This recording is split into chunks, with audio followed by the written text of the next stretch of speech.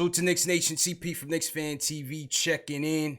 On tonight's episode, we got a lot to touch on, man. The NBA proposed plans for its restart and how it's going to impact the Knicks. We also going to talk about could the Knicks be big spenders this offseason and what way that could impact the team. And we're going to get into some draft tidbits. Got a lot of draft news for you guys. All of that tonight with tonight's special guest. He's my guy, Pierre Andreessen, a man of 1,000 nicknames, a.k.a. PeeWeeDaPlug, a.k.a. Godstacks Porzingis. A lot of you guys know him from Bleacher Report's House of Highlights, Through the Wire podcast. P, how you doing, man? Welcome to the show, man. KnicksFanTV debut, bro. What's going on? Yeah, man. I'm good, bro. It's been a long time coming. I'm so graceful to be here and rock out with you, man. People don't know this has been a long time. Time coming, man. We've been planning this for a minute, bro. Yeah, I'm partly to blame. CP been trying to get me on here for a long time, but it's here now. Yeah. And I'm excited, man. I'm really excited. I feel like this is I'm getting drafted. Like I'm a viewer of KnicksFanTV. I'm a supporter. Like y'all in the comments, I'm one of y'all. Don't get the titles and my job title twisted. I'm a part of this, man. So I'm happy to be here, bro. No doubt, man. So let's kick it off, man, because the Athletic is reporting, according to Shams and John Hollinger, that the league is debating starting off on December 22nd. A lot earlier than anticipated. There was some thinking that they could start on MLK Day, maybe even into February, maybe into March. So here's the proposed plans. They're talking about a 72-game season. That's 72. The magic number 72 takes into account the contract that the NBA has with the regional networks. That's the minimum number of games that they want to get that money. Now, you got to follow the money trail because there's a lot of revenue at stake for the NBA over these next 2 years. So 72-game schedule is what they're trying to get to.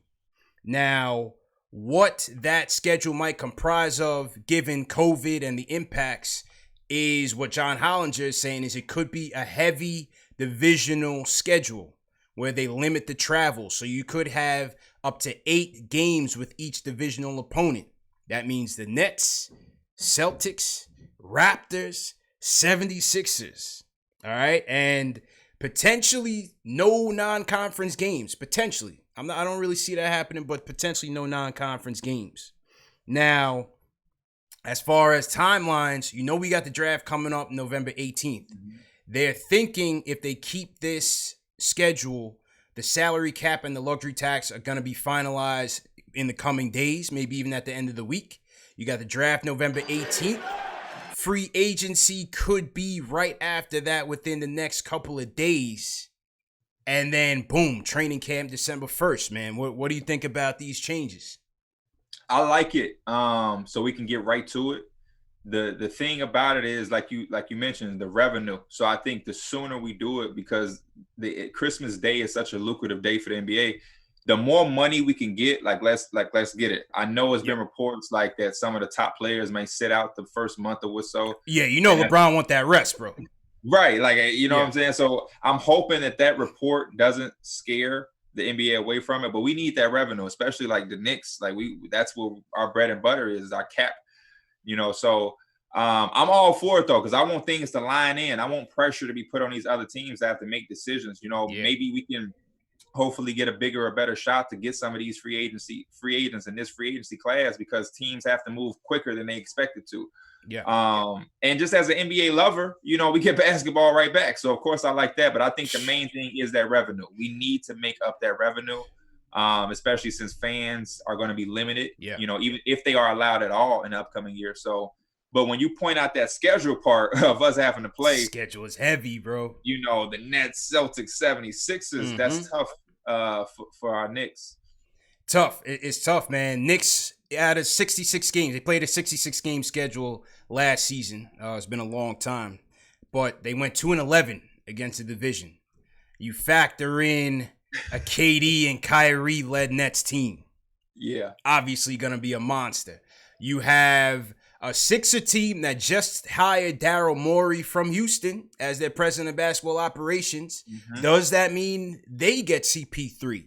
You got to think the Sixers are going to be retooling and be ready to go You have the Raptors, always a pest. I think they end up keeping Van Fleet. They're gonna have that team. Celtics, obviously coming off of what they did. So the division is gonna be heavy, man. And it's gonna be challenging for the Knicks because with a limited time frame to get everything together, brand new coach, brand new front office, the whole, a good chunk of the roster potentially being turned over. It's gonna be challenging for that team, man. So it's gonna be tough sledding for the Knicks, man, starting off, bro. Yeah, I mean, realistically, I think as Knicks fans, or just as a Knicks organization, realistically, we have to look into the future a little bit, Yeah, and understand that even without this, I mean, when you mention that conference, just in general, we're put at odds with everything that you just stated. New GM, I mean, new front office besides Perry, and then the new coaching staff. We're going to bring in about 3 rookies at the least this year, and then free agency. We're going to bring in our whole dynamic of the entire organization from top to bottom, from front office to the players, we're going to have a lot of new stuff going on. So for us to try to figure that out, even if the season was starting in January, it still wouldn't be enough time, I think, for these things to mesh. So we're coming in behind the 8 ball, so to speak. So we should plan on being in the lottery again next year. Definitely. We'll have 2 picks. We got to start looking at these things as advantages for us. I know a lot of this nation is tired of losing. We want to get this thing going, but when I look around across the league, I'm looking at these different teams who are succeeding, like a Toronto Raptors right in our conference, like a Boston Celtics. They did this brick by brick. So we need to start copying that same thing and just taking these L's and knowing that in the long run it's going to be beneficial. It's going to play out in the long run. And for those Cade Cunningham dreamers, hey, I'm one of them. Right, could be right back in the lottery. And if you get into the lottery with this 21 draft, you hoping you're at the top. So, could be a silver lining to these challenges. But obviously, I hope the Knicks get off to a good start. They talking about bringing back the play-in tournament like they did in the bubble. I figured that. I figured they would enjoy that because that was part of a league proposal even before the bubble. So they got a chance to do that in the bubble, and they're thinking about bringing that back. I like that. I like that. That was one of my favorite parts. Yeah, I like that as well. $500 million at stake in revenue if they start on that December 22nd time frame. Now, Chris Haynes of Yahoo Sports, big shout out to him. I really respect his work. He's saying that there's a contingent in the league, aka LeBron, that wants to stick to that MLK start date. So we'll see what happens. I think they're gonna stick with this December 22nd date for all those revenue considerations that I just named. All of the momentum seems like that, right?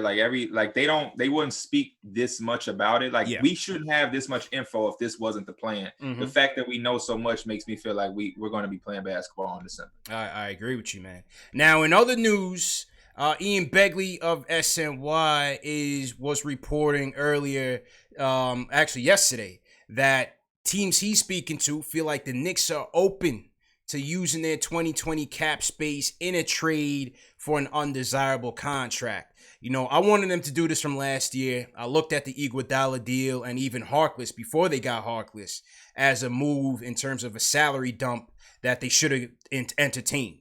Now, Ian reported that the Mills regime, Mills and Fizdale, didn't want to go that route because they didn't feel like they wanted to take on a player who could potentially be sour like Iguodala did to Memphis and potentially, ruin the locker room, so on and so forth. But again, from a team building perspective, I think this is a no-brainer for the Knicks, bro. What do you think? I think the same thing, but my biggest thing is I agree with you. Last year was, to me, the opportunity and chance to do it.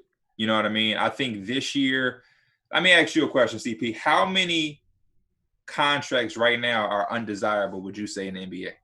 It's an interesting question that you put out there because what Bobby Marks is saying, he's just one person, but the salary cap experts feel like there may not be that many. Right. Based on the fact that, number one, the free agency class isn't that desirable. And number two, we still don't know the salary cap and luxury tax implications. That's why, for this, I'm with it. I love this idea. I love this thinking process, and I think this is the way to go. But like you said, man, last year was the year to do it. Yeah. When I look at this year, I look at some of the quote unquote undesirable contracts that would be out there, And it would be like, how are they really that undesirable? Even if you look at some of the few that are, like a Blake Griffin, I think that's an undesirable contract. Mm-hmm. But what could we do with the Pistons? Yeah. Like, if we take Blake Griffin, we're going to want something in return with it. We're not just getting Blake Griffin. So what do the Pistons have for us to really want to take on that contract? And what sense would it make for them to trade Griffin when they're trying to rebuild and give us one of the pieces they could use? Exactly. Then I look at a team like Charlotte. Same thing with Batum. Like Batum is undesirable, but it's like he's going to be on the last year. So why would they trade us an asset when they could just like let him chill for 1 year? Facts. I look at the Jazz with Mike Conley. Is Mike Conley really that undesirable for the Jazz? Would they be willing to give up a first round pick? I don't think so. So when I look around the league, how many undesirable contracts are out there? John Wall. But then again, I can't take that Wall contract, bro. I can't do it, bro. And even then, if we'd be willing to, what could they really give us? Yeah. You know what I mean? So I think you hit it on the head, man. We may be just a year too late. Might be. It might be. But again, I always point to everything this all season with the Knicks is about having options, right? If it's presented to them, they have cap space, they have draft picks, they have some moves that they can make. As you said, I feel like when it comes to rebuilding teams, there's really no incentive for them to pony up draft picks that they could be using to rebuild their team. You know, it's not like any free agents are going to Detroit. Not like anybody's going to Charlotte or Soda. So a lot of those teams, I think, will keep their picks. A lot of the times, it's a contender or a team that's on the brink that's trying to get some salary cap relief to sign a guy that they can upgrade on their team, right?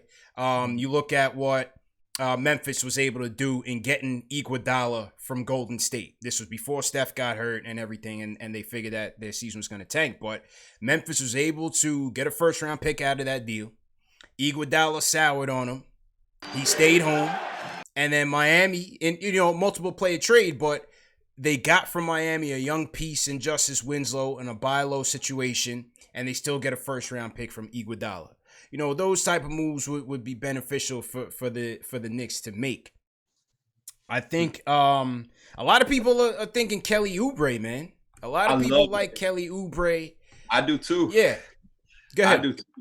Like, if we get Kelly Oubre, like, everything that we're hearing, like, as Knicks fans, is about complimenting RJ and Mitch, which I'm right on par with. And I think when you talk about complimenting those two, it don't really get no better than Kelly Oubre, realistically. Of course, there is a lot of desirable names that we would want, but realistically, to get Kelly Oubre, especially if we can also, in return, unload off Randall, my gosh, I'm the happiest Knicks fan in the world if that works out. I think, 3-and-D, young, he'll fit right in with the locker room. He's going to bring some flavor, going to bring some style and flair, which New York loves, of course.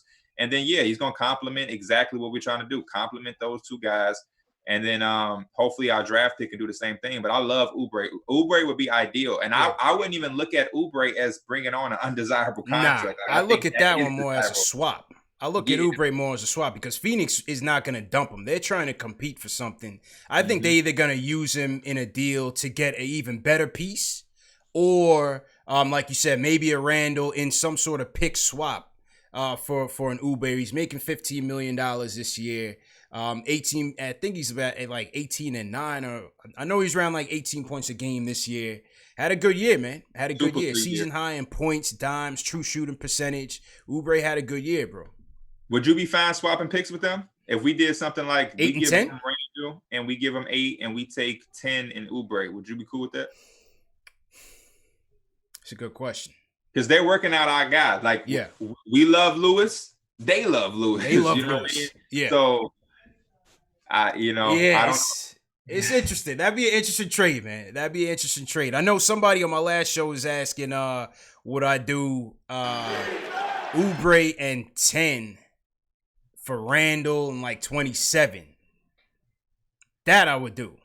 Oh, that we doing in a heartbeat. Yeah, that I would do. I had to think about that one, but that I would do. I like Randall, bro. I'm not gonna lie, bro. I'm not trying to just give him away. I like the kid. I thought he came here and played hard, but he just played out of his role. Yeah, I feel like I see that everywhere with him. Like every team he's been on, he's kind of played out of his role.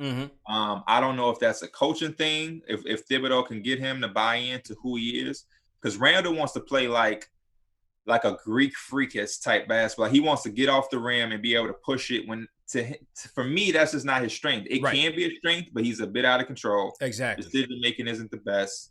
A lot of charges. So I kind of like him as a small ball 5. Obviously, it won't work for us because we have Big Mitch, but I liked him with the Pelicans when he was coming off the bench and being at 5, and that was his best year. You know what I mean? So I'm not against Randall either, but I know when we talk about compliments and Mitch and RJ, he don't look like it. It doesn't work, bro. I like him as a small ball 5 or 6 man. That's what I was thinking. Small ball 5 or 6 man. Another guy. Now I did hear that the Conley deal for Randall was a potential. I don't know about the draft considerations. I think that was out there as a potential as well. Now the Jazz just got sold. They just got sold today.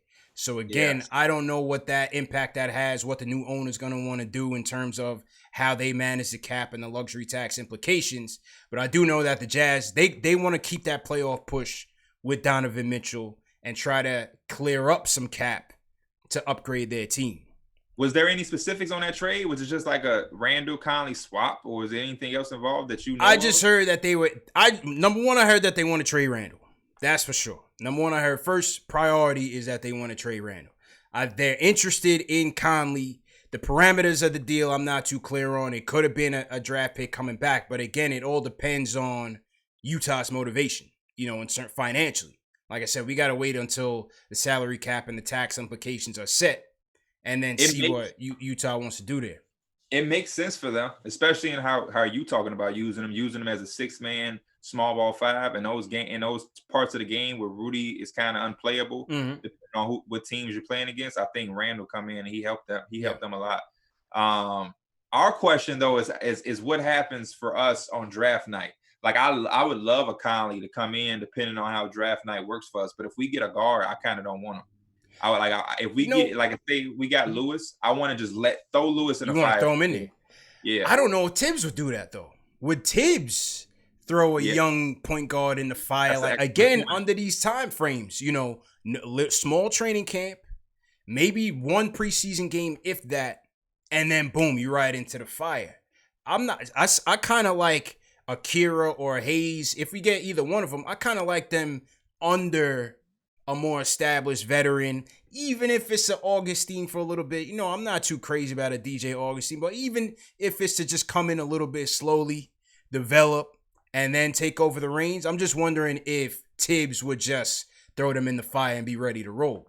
You make a good point, but I would prefer it to be an Augustine than a Conley, because then we would be paying Conley the amount of money he's making. 30. You know what I mean? So it's like, I wouldn't want to pay him that type of money. And then would he even also be willing to do that? I think Conley still feels like he has valuable basketball to play. And if we're talking about souring the locker room, it could probably get sour. Yeah. You know what I mean? So I definitely agree with you though. From the Augustine aspect, I think that would be phenomenal.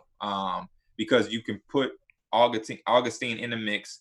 We won't be paying too much money for him. And then he'll be knowing that this is what his role is going to be from day one. True. He'll choose to be a Knick. Yeah. If we got Conley, he wouldn't be choosing to come here first and foremost. Fair. And then secondly, you'd be giving his minutes, half of his minutes, or a big portion of his minutes to Lewis, and I don't think he'd be signing up to do that. So that's fair. That's fair.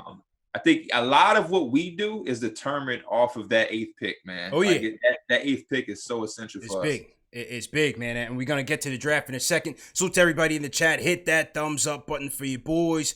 We got 800 plus going strong in here. CP on the check-in. My guy Pete from House of Highlights, Do the Wire podcast on the check-in. Hit that thumbs up button for you boys. It's been a long time coming. And we got the phone lines up. We're going to take your calls in a little bit. 657-383-1509.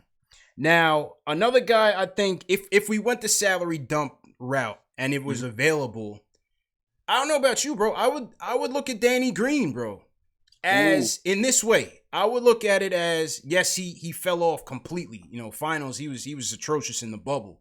But I think if he can find his shot as a low usage 3-point shooter, the defense homegrown kid, you might be able to have a flip situation where you come in, you start him, maybe he gets his groove back, and maybe you could flip him at the deadline to a contender for some more assets. I'm just looking at options in that way. I like the way you're thinking, man. They may need to give you a job up there. I like that one because again, Danny Green fits exactly what we're trying to do. He would be a quote unquote dump. He would fit next to RJ and Mitch. He would complement them. He's a veteran. And like you said, he come here, get a bunch of opportunity to get his shots off, to make himself look nice and pretty and sexy for the deadline. And then, a contending team that'll come and swoop in. And I think where the NBA is going right now on paper, the league is balanced. So a guy like Danny Green being dangled at a trade deadline can make a team that's contending feel like he can be the game changer and the cherry on top to get them over the hump to be better than an LA Lakers or Brooklyn Nets or Golden State if they're in the mix, or Miami if they're back. So I like that idea a lot. Now the question is, what will we have to give up? That's always my biggest thing. Well, I mean, like I said, in a salary dump, you're not trying to give up anything. Right? You're trying to offer that team, listen, we got the cap space to take him on. And people say, Danny Green trash. I'm not talking about him, making the Knicks anything. I'm talking about we're trying to build for the future here in terms of acquiring assets. That's the whole name of the game. That's how we're trying to play this thing, right? We're trying to improve the team now and also in the future. If you could get a reclamation project in a green from the Lakers, let's say they gave up a ton of picks for 80. Let's say they give you a future pick, a 2022 or down the road. He comes in, does his thing for half a season, and if you're able to flip him like they did with Mook and get that late first round pick, even a second, whatever the case may be, that's a win for you. Yeah, I think Chet needs to accept the fact that this is a possibility. Yeah, I know they may not be crazy over the name Danny Green because of what he did in the finals, but like CP is saying, we're not pitching to have Danny Green a part of the core. Right. We're going to dress him up, make him look good, so we can do the same thing we did for Mook. And I think what we did with Mook was a win-win. And I love Mook, but man, I think that was an excellent thing that we did. I feel like that Mook situation, we don't get enough credit for it. That was a steal. Like that was a steal. Yeah. Like that was picture perfect for us. And I feel like if we can do the same thing with a Danny Green and just stockpiling these assets, we're gonna be good. Yeah. We gotta let go of the fact that Kevin Durant and Kyrie ain't coming through that door. They ain't come through that door, fam. So like I mean? Danny Green and these salary dumps that we naming, that's just a realistic route to get to where we trying to go. That's like, it just is what it is. It's the end game. I like it though. It's the end game, man. Let's hear it from the people, man. Let's go to DJ Cash. DJ Cash, how you feeling, bro? Hey, what's going on, guys? How's it going? Good, man. How you feeling? What's your points tonight? What's going on, guys? How's it going?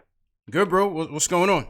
Yeah. Listen, man, we playing this chess game here, and, I'm tired of the Knicks being pawns, man. We need to make some moves. Now, in terms of, these assets, yeah, we need to gain assets and taking on these salaries. We're not giving up anything.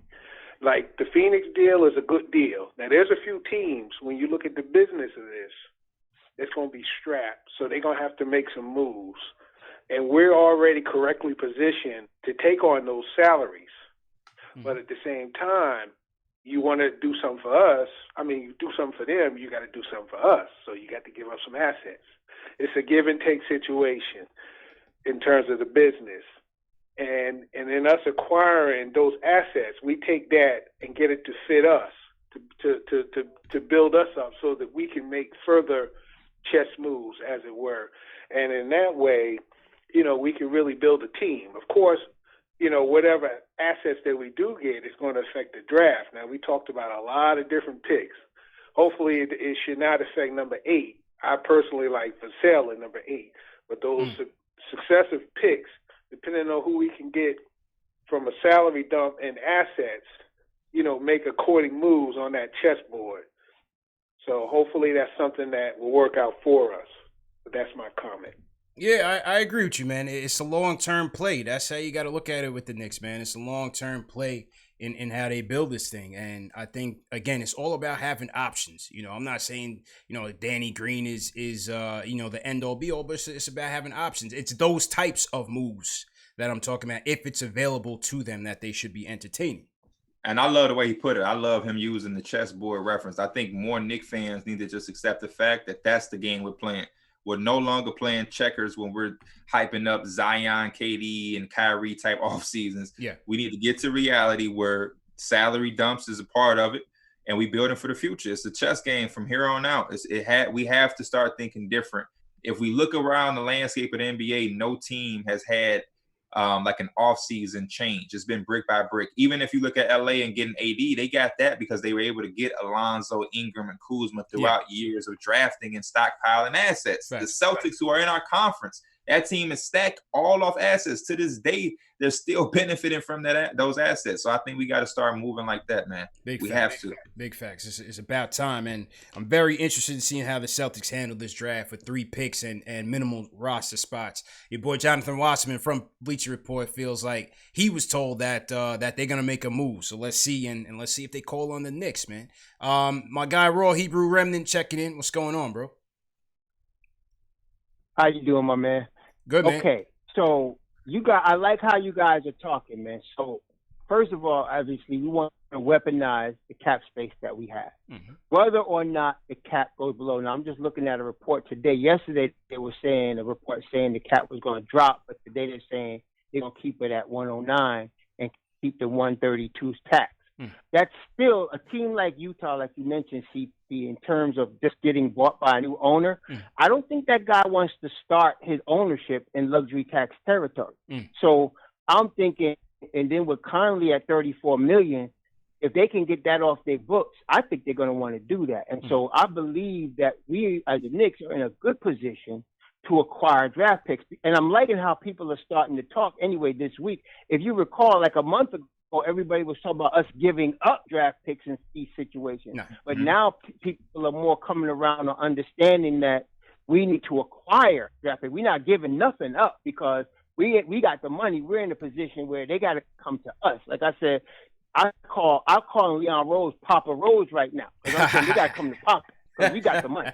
So they come to us with currently, no problem. We taking that first round pick at 23, and then we go about our business. We drop you off Randall, and we keep going. Or you want to talk to Phoenix? Phoenix wants. This is the thing with Phoenix. Phoenix is looking at a point guard, but they want to get to that next level. Even if they like Kyra Lewis, even if they like Terrell Terry, that guy, one of those 2 guys they drafted, they're not taking them to the promised land of the playoffs this year. They might be a year from now, but Phoenix is looking to go to the playoffs this year. So that way, they're looking at a Fred VanVleet. They're looking at somebody like a Grant, somebody that's going to help them get to that next level now. So they need to clear cap space. Now, one thing I don't understand, and maybe one of you guys can enlighten me, in a salary dump, can Phoenix just send us $14 million of Oubre in the 10th, and we can throw them some second rounders in the future? Because that way they go. Well, I'm just saying. Now y'all laughing, but I'm saying they go from being at 19 million of cap space to 33 million, and now they're in the ballpark to talk to a VanVleet, and now we got our 8th and our 10th. I'm trying to tell you this: the Knicks are going to acquire another first round pick in this draft. There's no question about that. The only question is who is it coming from? Is it Utah? Is it Orlando? Is it the Suns? Is it Minnesota? Because all of them here, Minnesota got to pay the number 1 draft pick $11 million this year. Okay, so that and they already going to be over the cap, so they can't sign. They could use a starting 25-year-old power forward in Julius Randle. They could use that, and so we could use their 17th pick. You understand? So I'm just saying there's going to be opportunity for the Knicks to acquire an additional first-round pick. Now think about this, CP. We will have 3 first-rounders this year with a second. We will have 2 first-rounders next year with a second. That's 5 first-round picks. I'm trying to tell you, I believe our management is worth its salt. So we're going to hit a couple of these guys. Going to pop. A couple of these guys going to pop. 3 years from now, we're talking about a different situation. Hey, because I hope so, man. In these next 2 years, we're going to have lots of opportunities. I'm going to let you go. But, I hope so. Great show, CP. I appreciate you, man. Continue to do what you're doing, man. Appreciate it, bro. Appreciate it, man. That's my guy, Raw Hebrew Remnant. Make sure you check out his YouTube channel, man. That boy spits facts. That guy spits facts on the Knicks, man. That's my guy. I liked a lot of what he was saying. That's one of the best calls I done heard. Yeah. Nah, he's always on point with his commentary, man. I respect him a lot. One of the things he mentioned was the salary dump, us just taking money and just giving back a second round pick. The reason those things aren't on the table, and I'm not the mathematician guy as far as NBA and cap and all of that, But what I've been reading is, like, for some teams, when they have the bird rights or the rights of a player, they can't just dump it off. So it doesn't work like they just trade. Like, for example, when we talked about being able to accept undesirable contracts, Philadelphia came up a lot. But then a guy who works for Philadelphia came out and basically said, even just giving the Knicks Tobias Harris still doesn't put them under the cap. They would have to essentially trade Tobias and Horford. So a lot of teams can't just trade one big contract and be right under the cap. Yeah. I'm not sure if that works for the Jazz. Maybe it would apply to the Jazz, but I know that's why a lot of those options aren't there. But I like what he said about Minnesota. Minnesota could use a forward. They do have that second pick in the draft at 17. And I like the 17 range in this draft a lot. I love it. And Walt Perry, the Knicks certainly likes it as well. He felt like, I was listening to him on when he was with the Jazz.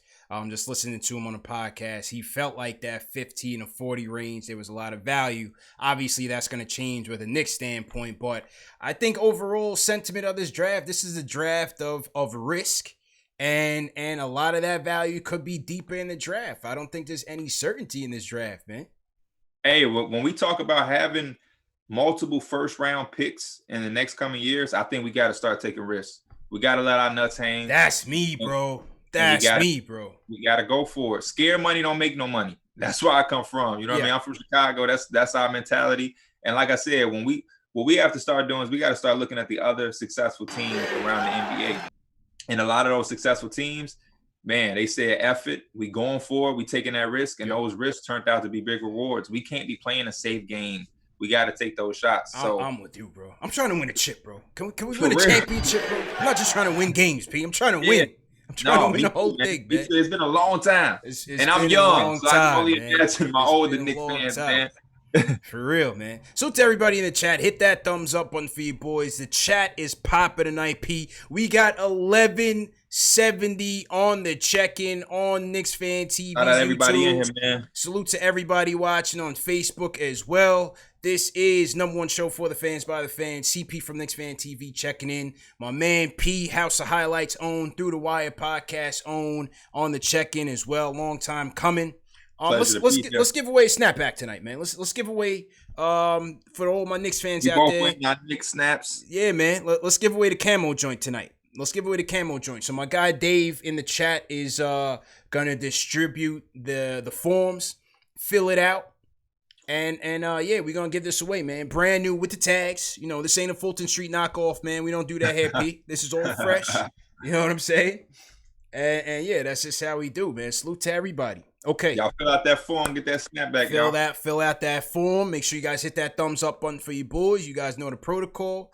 TM, let me know if I need to slow down the chat. The chat is going crazy tonight. Let me know if I need to slow it down a little bit so people at home could read some of the comments. Now, if you guys are new in the chat, leave me a hashtag new. I'll shout you guys out. Shout out my guy Gabriel Casada in here checking in. Wayne O'Sakiel. I see a lot of new people in here. Trini. Jaden Diaz in here. He's a regular. Shout out Christopher Fortes. What's going on, Christopher? We got Stephen Weeks in here. All my mods, what's going on? Rick War 82 says Chi-Town is a great town, man. Much love, man. We appreciate that. Chi-Town is great, but it's a bit cold. And this one is not my favorite place to be. But give me like 7 days and I'll be ready to fight the winner.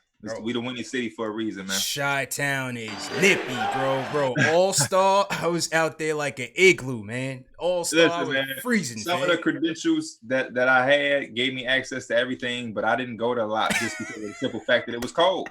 So I was in the, they had us cooped downtown in some little nice hotel. So I was just with wifey. I'm like, I'm gonna skip out on the dunk contest. Y'all have that, man. Chi-Town was brick city, man, but all in all a good time, and I definitely want to touch on your experience with that as well a bit later on. Let's talk about draft real quick, because there's some draft tidbits that came in. Number one, Kyra Lewis Jr.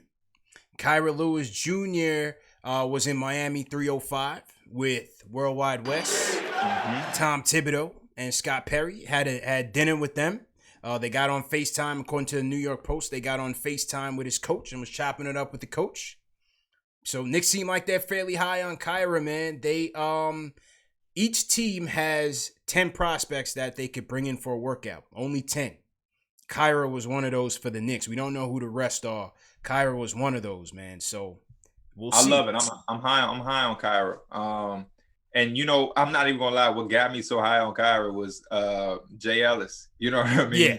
He sold me, and I'm here for it. I love the fact that we're aggressively working him out and meeting with him and doing everything that we need to do. My question for you is, how would you feel, and everybody in the chat can respond, if we took Kyra at 8? You know what? I'm going to trust this team. As we just said, bro, roll the dice. Yep. I know, listen, there's a lot of fans for Vassell. I would love him from, his profile. I'm a defensive guy first and foremost. My passion for this team stems off of defense. I would love Vassell. He could easily help this team. Him and RJ would be a perfect pairing. Low usage guy that's going to get after it, give us some versatility on the defensive end. What's there not to like about him, about his floor? Again, on previous episodes, I've said it's not a point guard or bust situation for me, but I just feel like we've never locked that down, bro. Never. The last good point guard we had was Ray Felton, bro. That's 8 years ago, man. We have got to get some stability at the point guard position. It elevates your whole team. Unless you have a game changer, whether it's on the perimeter, whether it's down low on the block, a Jokic, a Kawhi, a LeBron, so on and so forth. You need that point guard, fam. You're not going anywhere without that floor general that's going to make it happen for you, or somebody that the defense is going to respect. Now, is Kyra that guy? I'm not going to here to tell you that he's going to be a star, but what I'm here to say is that I want to get that process started. And if the team, if the scouts, I believe in Will Perrin, I believe in the new scouting department that we have, and I'm going to bet on this development philosophy, bro. If they like him, go ahead and take him. I'm with it. No, I'm with it as well, man. And you have been echoing that, for the past few episodes, saying that we need that engine. And that's what I'm brought in, that we need it. We've been looking for it. Frank, we took the chance on DS. You know what I mean?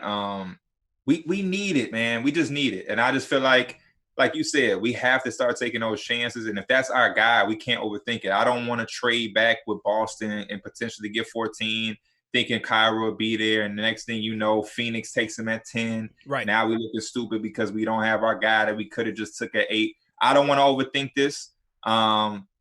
And it looks like they're not going to overthink it. From what I'm looking at, I could be wrong, but it doesn't look like they're going to overthink it. They're going out and having dinner with them, multiple workouts, multiple meetings and things like that. And like you said, Walt Perrin said, in that range from like the teens to 40, it could be dangerous. And we know when he made that comment, that's where Kyra was projected to go. Right.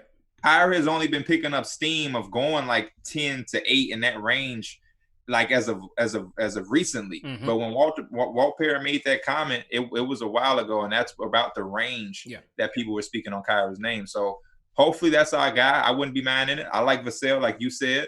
It's a bunch of guys that I like, but I also wouldn't mind, taking our guy, whoever it may be, at 8, whether it's with the mocks are saying or not. Yeah. I wouldn't mind it at all, man. I would not mind it. And again, no, he's not John Morant off the rip.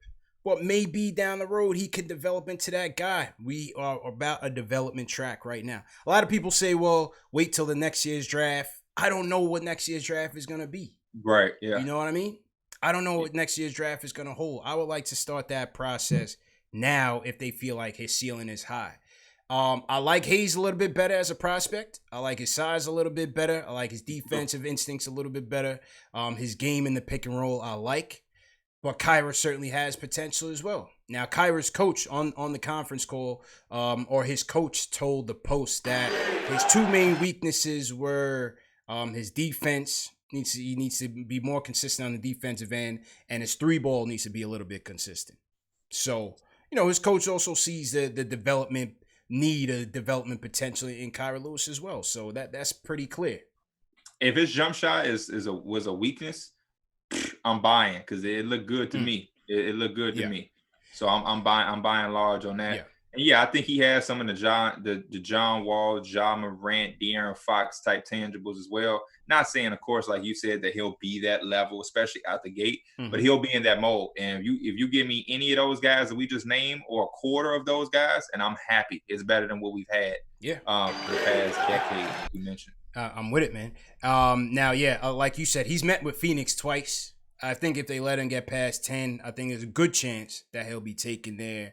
Now, you mentioned 14 with Boston. Again, I'm hearing Boston is going to be active and trying to get up. Yeah. If Okongwu is there hovering at 8, I think I looked at Okongwu and maybe even Obi as 2 targets for Boston. You know, they're set on the perimeter right now. Yes, they are. You know, maybe do they go and look for heir apparent to Kemba? Maybe. But I think if they look in the front court is where there's an immediate need. And I think if Okongwu or maybe Obi is there at 8, I think Boston will call the Knicks. Will the Knicks entertain that trade back? I'm not necessarily a fan of trading back, but I think that potential is there for the Knicks on draft night. I think if I'm with you, I'm not a fan, but I think if we read the room and it's all about the first 7 picks, and I think that's why this draft is so crazy, because every pick is so crucial and could change the route or the trajectory of this entire draft. But if we look at Boston at 8 having a chance to get a Okongwu, it'll be about us making a proper read of the draft, because I'm not opposed to it, but we would have to ask for that bag. And what I mean by that bag, we need everything. So Boston would have to settle as only taking 8. So that means we would have 14, 26, 27, and 30. Yeah. We need it all. I don't want 2 picks for 8. I want all of it. And we would have 4 first-round picks. And even at 14, if Kyle Lewis is taken by Phoenix at 10, I think we would have still a chance to get somebody like Tyrell Terry, who I'm also high on. You know what I mean? Yep. Somebody in this draft is going to fall. They all can be taken by the time we get to 14. It's a lot of guys who can be steady, solid rotational players. I don't think this is a star-studded draft class as far as high upside, but I feel like complementary pieces to put a surrounding cast for your star is all through this draft. I agree. I agree with you on that. I agree with you on that. Now, a guy that you and a lot of other scouts feel like has a high upside that now I'm hearing is rising up the ranks is Devin Vassell's teammate, Patrick Williams. And on your channel, your mock draft, you have the Knicks taking Patrick Williams at 8, man. Talk to me about what you like about this kid. I don't like anything about him. I love everything about him. First and foremost, he coming in with an NBA big boy body. You know what I mean? We talking about 6'7", 6'8", 235 out of the gate. And I think, if I'm not mistaken, he is the youngest guy in this draft class. So if you're coming in at that body and that size as a kid still, essentially, I think out of the gate, that's number one.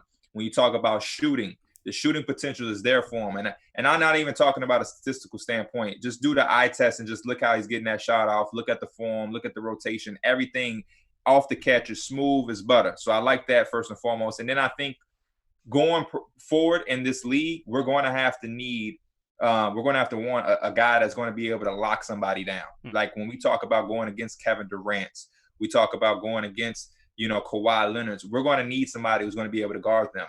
I don't know if RJ is going to be that guy. I would guess not at 6'6", and how much we're going to ask from him on the offensive end. I wouldn't even want to put that on his plate. So I think if we can get a guy like Patrick Williams, who has all of this upside and tools defensively, we can bring somebody like Thibodeau in, which we've done to breed this guy to be that stopper. Thibodeau has the history with these guys to breed them and create them, or not create them, but, develop them into being shut down guys. And I think he has playmaking potential on the pick and roll. He shot the ball excellent at the free throw line, 83%. 32% from the 3. He didn't get a lot of opportunity shooting the ball. Nobody really did at Florida State. And he came off the bench because he was a kid. But I think if we take that chance, I'm looking at a guy that reminds me of Paul Millsap, a winning player. Everywhere Paul Millsap has been, he's won, whether it was in Utah, Atlanta, the Nuggets now, winning players in winning environments that won't necessarily be your stars, but these are guys that are going to allow you to have a chance to win and complement guys like a Mitch and an RJ. And yeah, he may not come in and be that guy right away, but long game, like we mentioned, chess moves and actually developing our talent. If we do that with him, man, I even see some Kawhi in him, mannerisms and just the size and the movement. Man, I think he's that dude. And this is a swing, a swing for the fences. But like me and you said, this is what we need to do. High risk, high reward, bro. High risk, high reward. Again, I love Vassell. One thing about those Florida State boys, whether it's him, Vassell, Jonathan Isaac, even my guy Tony Douglas, who they had a long time ago, they're gonna play defense. You know, Leonard Hamilton boys are gonna play defense. I think for his size, his handles is nice. You know what I mean? So as you see, the playmaking capability is there. You see those flashes as well.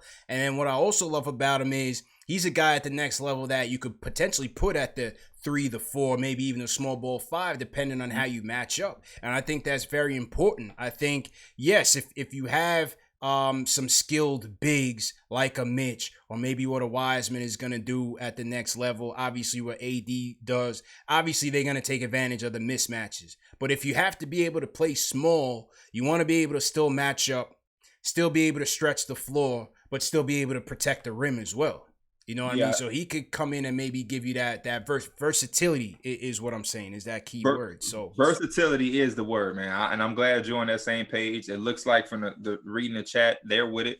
Versatility is essential. I think that's where the NBA is moving. I know we talk about 3-point shooting, positionless basketball, but it's always going to be position. There's always going to be a need for everything that the game has to offer. But versatility is like everything in one, like being able to do multiple things. And the way the league is going, some nights you're going to play against the Houston Rockets that has PJ Tucker at 5. Then the next night you can play against a team that has Anthony Davis at power forward and then Dwight Howard at center. So we got to be able to be able to compete against anybody, no matter what they're throwing on the court. We got to be prepared for it. And we kind of have those guys already. Frank, I don't know his future with us, but Frank is a guy that I think you can play 1 through 3. I think if you got a Patrick Williams, he can play 3 through 4. And then, like you said, there's a potential of playing a small ball 5. RJ is a 2-3. Sometimes you can even play him as a primary ball handler in a one dynamic type thing. And then whoever we would take at 27 and potentially in the second round, I think those guys that would still be available are more position guy. They're more versatile. Like somebody mentioned the Tyler Bay. I think he's a guy that's a multi-positional guy as well at the next level. So versatility. But most importantly, taking that chance. Patrick Williams is that chance that I'm fiending for our team to take, man. I agree with you. My guy Jonathan Macri, Knicks Film School, is hearing that he could be gone by 8. So it seemed like his stock is really rising. And again, you're gonna have to gamble on this development staff. You know, we got Johnny Bryant, we got Kenny Payne in here. I know the fans are pessimistic because the Knicks have never developed in the past. That's good news for us. What's that? That's good news for us if he is taken. Because if he's taken, like I'm hearing, like we hear this thing about a lot of guys. Because I've been, like I said, I watch KnicksFanTV, and everybody comes on here. They have a guy that they say, I don't know if he's going to get that low. Like I think Jonathan Wiseman, when he was on here, shout out to my BR guy. I think he said it was Obi Toppin from him. Yeah, you know, he thinks Obi will be gone. Yeah, he thinks Obi's gone. All of these guys are hearing somebody's going to be gone. That means somebody has to fall. And if we get a situation where Killian Hayes falls to 8, it's still a good for us. We're still winning. So I think we just got to look at our wins in all type of facets of the draft. But I think Patrick Williams is a good one. Killian Hayes is a good one. Like you said, I'm cool with Devin Vassell. We still got Kyra Lewis. There's a lot of ways for the Knicks to win draft night. Agreed, man. So to everybody in the chat, hit that thumbs up button for you boys. Let me see how we got in the chat. 1292, 1300 in the chat. This is a KnicksFanTV House of Highlights collab. My guy P's in the building. P, we got 1300 in the building. Hit that thumbs up button for you boys. Let's get those likes up. Let me shout out some of the team hashtag news before I get to the phones. Shout out Dre Marie, team hashtag news. Shout out Sean, team hashtag new. Joseph Rollins in here. Salute to Joseph Rollins. Berserker Barrage, he's not new, but he's got that Wolverine name. I salute him all the time. Mark Felix, team hashtag new. Salute to Mark. Who else we got in here?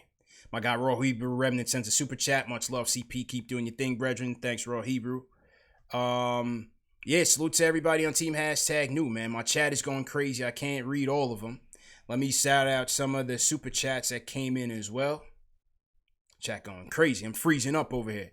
Shout out everybody in that chat, man. Facts, man. Shout out TM. Let me know if I need to slow the chat down because it's going kind of crazy. Shout out BX Quarterwater.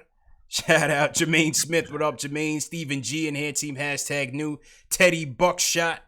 Shout out Teddy Buckshot. Chris Kadeska. Salute to Chris. We got Chill Smith from White Plains, New York in the house. Isaac Stewart. Salute to you guys. Let's go to the phones. So we haven't heard from the phones in a minute. Let's go to let me hear from my guy Chris from San Antonio. He had a lot to say about Kyra on the last show. Had some intel on him. Chris, how you feeling? I remember Chris from San Antonio. Chris, how you feeling about Kyra meeting with the Knicks in Miami, man? What do you think about that? Yeah, first of all, how you doing, CP? How you doing, Big Stacks? I'm excited for Kyra. I think that the Knicks should definitely pick him at 8. You guys were talking about that a little bit. I just wanted to go back over some of those reasons. I think that him staying, I said that he stayed in Alabama. I think that's huge, just because he wanted to stay close to home. He played under Avery Johnson, who we know is former NBA guard and former NBA coach, and he got Colin Sexton to the NBA. I think that's partially the reason that Kyra decided to go to Alabama, but I also think just because he classed up and was 17 years old, that's part of the reason that he wants to stay close to home as well, because he's from Alabama. But then again, he could have went to colleges like Kansas and Auburn. Those colleges are bigger, known for basketball, whereas Alabama is more known for football. So I think that kind of speaks to where Kyra's mentality is. I think he's the kind of person that more so would rather focus on basketball. After his coach, Avery Johnson, got fired, though, Coach Nate Oates, the coach I was saying, who coached at Buffalo, just came in and convinced Kyra to play when Kyra was going to transfer. We see a lot of players transfer when their coach gets fired, a coach that they decided to commit under. But I think it's really impressive that a coach like Nate Oates was able to get Kyra to stay. Just a little bit on Coach Nate Oates. He took the Buffalo squad to back-to-back NCAA tournaments, and he was on the coaching staff as the assistant coach when they went to their first NCAA tournament in a long time under Bobby Hurley. So he's seen a lot of winning. He's helped a lot of winning. And when he got to Alabama, he installed a point guard-centric, kind of real fast-paced, close to how the NBA plays kind of style I think that Kyra liked. And when he was coaching in the NCAA tournaments, he was able to take out teams like DeAndre Ayton's number 1 Arizona team. So it's just kind of things that Coach Nate Oates is able to do. I think that Kyra was able to thrive under that. He was definitely able to put in a lot of work. We saw all his stats go up. I think one of the biggest things that Coach Nate Oates was able to provide to him, though, is the ability to expand his game. He talked about that a little bit in that interview that I read. He was saying how he was able to get him to score all over the court, and he started to open up a lot more of his game in terms of shooting.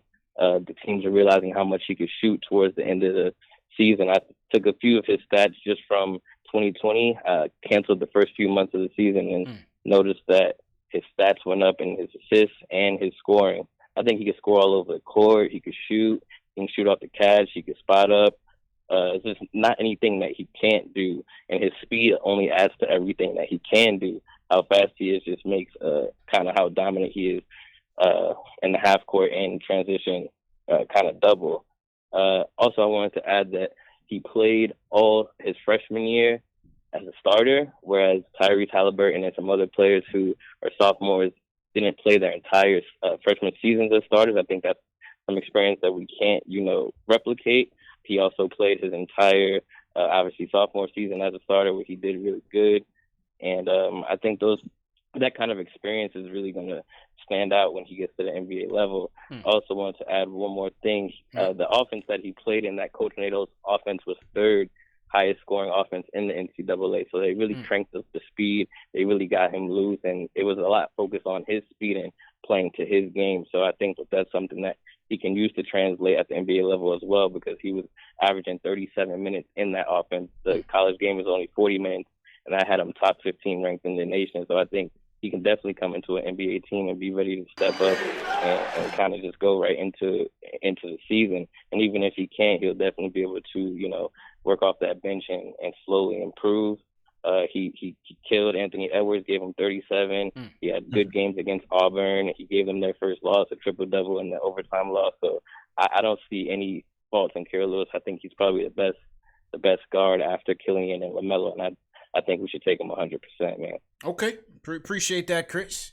Chris, another solid call, man. That was a solid call, man. Rate that call in the chat, man. 1 to 10. Rate that call in the chat. Chris always calling in with good insight. What'd you say, Pete? Chris get a 10 from me, man. Yeah, another great call. Solid. He was the call that I was thinking about earlier when I heard about Nate Oates and all of that, him going from Buffalo to Alabama. So shout out to Chris, man. Shout out to Chris. Yeah. 10 from me. Yeah, absolutely, man. I just want to go through some more calls because we got a ton of calls in here. The chat is popping. The switchboard is popping. We got to hear from some people tonight, man. Let's go to West Coast, man. Josh from San Diego. What's going on, bro? What's going on, fellas? How y'all doing tonight? Good, man. What's going on? What's going on, bro? Not much. I just want to say that I'm not as high on Kira Lewis as a lot of people are. Okay. I feel like he still needs some coaching. Especially on the defensive end. I think he's limited defensively. Mm-hmm. Offensively, he's a spark. He can be that spark off the bench. But I'd rather the Knicks go out and draft someone that can help the team right away. I don't think we need to necessarily go for point guard right away. If they wanted a point guard, that's what they were dead set on at 8. I would go Halliburton over, not over Hayes. I don't think Hayes is going to be there, but Halliburton over the rest of the field, whether it be Kira, whether it be Cole Anthony or anybody else, because I believe that Halliburton doesn't need as much coaching. He's a smart player. He's a bigger guard, and he can play right away on day one. Another thing that I want to say, especially about what you guys were talking about earlier, is as far as these trades are concerned and bringing back a pick, I think that I'm all for that, whether it be Westbrook, whether it be CP3, whether it be Conley, whether it be whomever, as long as we get a pick back. And I just want to say that the notion that you bring in someone outside of the team, whether it be trade or free agency, just because you bring back a veteran that's worth $20 million or $30 million or whatever it is, doesn't mean you give up on player development. Bringing a veteran in enhances player development because it helps the team win now. Enough of the days where we talk about the Knicks need to lose, and take all these L's. Forget about all of that. The best way to build player development and build your culture is by winning games. And I want to see the Knicks build a roster that helps them win games now because it helps them for the future. Thanks a lot, guys. Right. Appreciate that. But I mean, I don't see how bringing Brody in is going to help that, bro. Yes. I saw you shaking your head. I was shaking my head too. That's where me and Josh part ways. I wouldn't bring Westbrook in here. I'm against it, man. I'm against it. I would listen, but I'm not really in on Westbrook. Like we see eye to eye on that. Westbrook coming in here. I wish he didn't get off the phone because I had a question for Josh. And maybe you can answer it, CP. Let me see if he's still on. What's the infatuation with now? Realistically, we're not going to do anything dramatically next season that's going to be much different than this season, which is okay because we're building like we're speaking. So why would we break our necks on trying to find the perfect prospect that I remind you doesn't exist? Nobody at 8 is going to not need coaching or not need development. Right. So they're all going to need development. I mean, there's a couple guys that I feel like can come in and help you right away. I think Obi can contribute right now. He can. I see Halliburton, he's high on Halliburton. I like certain aspects of Halliburton. Obviously, his three-point shooting you love. His defensive awareness, yes, the high IQ. I think him out in transition would be great, especially him and RJ would be great. Is he a point guard? Is he a 2? That I have to see. I can't tell you. I'm not an expert. I can't tell you that. From the people who I bring in, unanimously question that. So I'm going to go with that because every single person I brought in, at least 7-8 scouts that I watched Tyrese Halliburton, that all say the same thing. And when I look at what Tibbs wants is an engine that can get in the paint, collapse the defense, get corner threes. That's what he wants. Now, if you look at the guys that Tibbs has had, does Halliburton fit that mold? To me, not really. Doesn't mean they won't take him, but I'm just wondering what his true fit is at the next level. I like Halliburton, but I think he's one of those guys that's going to be as good as his teammates. Right. That's what I think. That's what I think. And I don't believe in bringing in a guy here that won't reach his fullest potential. I think when you look around the league, you look at guys like Trae Young, right? Trae Young is able to beat Trae Young because they put him in a position to reach his fullest potential. I don't think that there is a reason to bring in a guy that we're not going to allow to reach their fullest potential. And like I just said, I think Tyrese Halliburton is as good as his team. So I would actually see a better fit for him at like 6 with the Hawks. I love him with the Hawks. I love him with Trae Young. Yeah. I love him with the Warriors. They say the Warriors like him. Yeah. I like him on that team. Again, I don't think he's a bad player. I'm just wondering how he would fit here. I'm just wondering that. You know what I'm saying? And you made the good point. Thibs is going to want somebody that's going to get both feet in the paint, collapse defenses and things like that. And the film says that Halliburton isn't that guy. You know what I mean? The catch and shooting, 98, 99 percentile on catch and shooting, all of that. That's what right. elevates him in my eyes. Yeah. But like you said, Toppin is one of those guys that can contribute from day one, but I realistically don't think he'll be there at 8 because of how much he will be able to contribute. I don't see him going past 5. I don't think the Cavs. I think the Cavs are the wild card there. I think the Cavs are the wild card for Obi.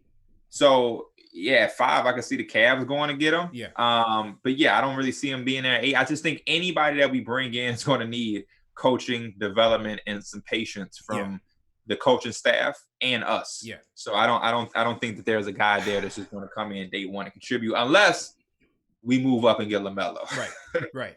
I think what Josh is saying is, and what you're hearing that the Knicks are going to do, and you have to figure with Tibbs as their coach, is that they want to be put into a position where they're going to actually compete and put a team out there. They're going to take RJ's fit into consideration, put the complementary pieces out there. I don't think they're going to go out and get, like they did with Mook last year, even though it was a good flip, his high usage kind of stymied some guys. You know what I'm saying? And Randall on top of that, with Elfrid Payton on top of that.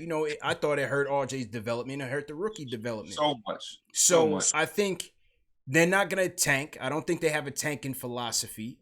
I think, again, if we're going to go division-heavy schedule, I think it's going to be by osmosis where they're going to be losing a ton of games because the division is just stacked. But I think they're going to put their best foot forward in terms of developing a team and playing veterans, low-usage veterans, that's going to overall help the young guys and try to win games. Key, low usage. I like that, CP. Yeah. Low usage veterans. We need to put that on a shirt. For this offseason, we need low usage veterans. Facts. And I want Knicks fans to open up to the idea of having options, as you've mentioned throughout this process, CP. Options. Like, we can't get in love with like one route because it's a lot of options on the table. And if we fall in love with one route, we're going to probably be disappointed because the draft can change the snap of a finger. Like, the draft can change so much before we even get to 8. Like, if depending on who or where the Timberwolves or the Warriors trade, everything changes. Everything changes. So we can't fall in love with a prospect. We can't fall in love with a route to go in this process. And we can't get our hopes up too high. We gotta be in love with a lot of different ways that the draft can go because that's just the reality of it. Agree with you 100%, man. Salute to everybody in the chat. Hit that thumbs up button for you boys. We're still hovering around 1,300 in the chat. CP from Knicks Fan checking in. My guy PeeWeeDaPlug, House of Highlights, Through the Wire podcast. Long time coming. We are in here heavy. Hit that thumbs up button for you boys, no doubt about it. Let me salute some super chats. My guy Michael Parker, #1 fan of the show, says salute to everyone. Remember to vote. Go out there and vote. We are a week away. Less than a week away from Election Day. Go out there and vote. John Mitchell says, love your work, bro. Keep up the good work. I hope you guys saw that Derek Harper interview. If you have not, my OG fans, even the young ones that not too high on the history, check it out. Derek Harper dropped a ton of stories, a ton of gems. And you know what? Yeah, some parts painful, but a lot of it just brought back memories, man, and gave you goosebumps. Shout out to Justin Hernandez. He says, NY Rumors is build the right way. Build. Payback Carter, super chat. Salute my guy, Payback Carter. He's an OG fan. He says, we could take on James Johnson's salary from Minnesota 17th. I would love it. I love James Johnson, bro. I would take it. I would take that. Money Mark says, salute KFTV. Knicks need to stick to the script. Draft, development, expiring contracts. That's it. He's going to sell at 8. Salute to Kylo Hendricks. He says I'm lit. Happy hour, #1 show. Fridays is happy hour, man, but it's always a good time here for sure. Raw Hebrew Remnant, appreciate it. Die Hard Knicks podcast says we have pros in the front office and on the bench. Gotta let them work. Okay, no doubt. Appreciate it. B.I. Wells, my guy Brett, he says build through the draft, get a point guard. Facts. What up, PeeWeeDaPlug? Hit that thumbs up button for you boys. Shout out to everybody. And shout out Joseph Rollins, sends a super chat. Shout out Robert Paris, OG fan. He says his order is Kira, Vassell, Williams, Hayes, all good picks. Not mad at it at all. All good picks. Wherever you guys are checking in from, everybody in the chat, throw your cities in the chat. Let us know where you're checking in from, and we'll be sure to shout you guys out. Let me get to some more calls in here. Let me hear from Ari, man, because Ari's been itching. P. I don't know if you heard the Battle of the Fans this past season. Battle of the Fans was epic. Ari shot me a DM this week. He said, yo, I want to smoke with anybody. He's taking on all challenges. I think him and Josh are on a collision course eventually because they have very differing views. Which one wasn't picking up the phone that one episode, though? That was, I think that was the last one. We had some trouble connecting both of them. Okay. But we're going to set it up. We're going to hype it up a little bit. I think Ari and Josh is going to be the next battle. Ari and Surge went to a 3-part trilogy. Ari, what's going on, man? Hey, what's up, CP? How you doing? I don't think Josh is qualified to take a fight with me after saying we should trade for Russell Westbrook. So when you have a contender ready to talk, then you could set it up. But that's just ridiculous. So I'm not even going to pay any mind to that. What I wanted to talk about, though, was the using the cap to take on bad salaries. I'm down for that. I just want to make sure that they're not long contracts. I'm talking like a year or maybe 1 year. That's it, right? All right. Yeah. Then I'm down for it because no matter who we sign, we're going to be trash next year regardless, right? So we might as well at least get some assets out of it while we can. I agree with you, CP. We need a point guard, man. Like, come on. Like, whether it comes in the draft or we get Mike Conley, which I'm actually very for that trade. But there needs to be a point guard on this team because what people also don't understand is that, like, a point guard will help everybody shoot better because they'll give the ball, they'll deliver the ball in rhythm. People will be in the right spots. Like, if you put a good point guard on the team, everyone's shooting percentage goes up by default. Right. So, and we just need a point guard, man. It's New York City. We need a point guard. It's been 20 years. It's ridiculous. So whether it comes through the draft or it comes through free agency, we need a competent point guard for sure. And I agree we should weaponize the cap because we're going to be trash anyway. So we might as well get some assets. But as long as it's only a 1-year thing, I'm down for that also. And then, with this draft, listen, I mean, everyone's a scout. That guy who called in sounded really good. He knows a lot of stuff. But, like, Kobe was, like, the 11th pick. Tony Parker was, like, the 30th pick. Like, you never know who's going to be a good guy, right? So, never know. I would just go with the guy with the highest basketball IQ, the one that's the most coachable, if it's a toss-up, unless you were going to go point guard, which I'm down for also. But I think we have to focus more on the mental aspect of the game as opposed to just, the talent, right? Or like the wingspan. Yeah. So, and we don't know these guys personally, right? Yeah. Also, just another thing, like you could say, get all these draft picks, and we should get the draft picks, but like, what do draft picks do for us when we miss on every single lottery pick we've ever made besides Kristaps Porzingis, and then we gave him away for free? Yeah. So like, I agree. I just like you can't just play the lottery game, right? You also have to make sure you become an attractive destination for free agents as well. Absolutely right. So I think there's a balance that needs to be made by obtaining assets, but putting listen, we're not gonna have a good team, but you have to put a respectable product on the court, a borderline playoff team. You just have to not be a laughing stock and develop some type of culture while getting more assets to make yourself attractive for free agents in the future. So that's what I say. Well, Miami did. And then just one last thing. Yeah. All right. One last thing. All right. Josh from San Diego, I just want you to know, and all the haters, I want y'all to know one thing. CP wants his respect. Jay Ellis wants his respect. KnicksFanTV wants his respect. The Nation wants respect. And I want my damn respect. All right, hold on. I'm patching in Josh right now. He wants to smoke, man. Josh, you live, man. What do you want to say to Ari, bro? Keep it clean. Keep it clean. Oh, we gonna keep this clean. Let me just get this over with real quick. Ari, you like losing, don't you? You like being a loser in franchise? You like being unrespectable, or do you want to win games? Which one do you want? Which one do you want? Tell me that, man. What happened to Ari? Did we lose Ari? Oh, Ari. Hello. Oh, Ari dropped Josh, man. See, this is what keep happening, Pete. Oh, of course he did. I know he did. Oh, see, this is what keep happening. This is not me. Ari dropped. We miss him. We'll catch him. We'll catch him. I thought Ari had some good points. I thought on his points on, what are the draft picks worth if our kids aren't any good. That's what the development staff is about, right? We have to make sure that these guys are valuable either to our team going forward or to another team in a trade. You know what I'm saying, Pete? I understand his argument there, but this is what I would have asked him to respond to that. What are we supposed to do at that point? Because I mean, we're bringing in new people to make these picks work, but if the picks don't work, we shouldn't abort mission of stop trying to go to pick route, because what else option is out there? Yeah. You know what I mean? So we have to work with what we have. Mm-hmm. I think that's the problem with us Knicks fans is we don't want to stay in reality. We want to look for shortcuts and things that aren't out there. We have a new regime.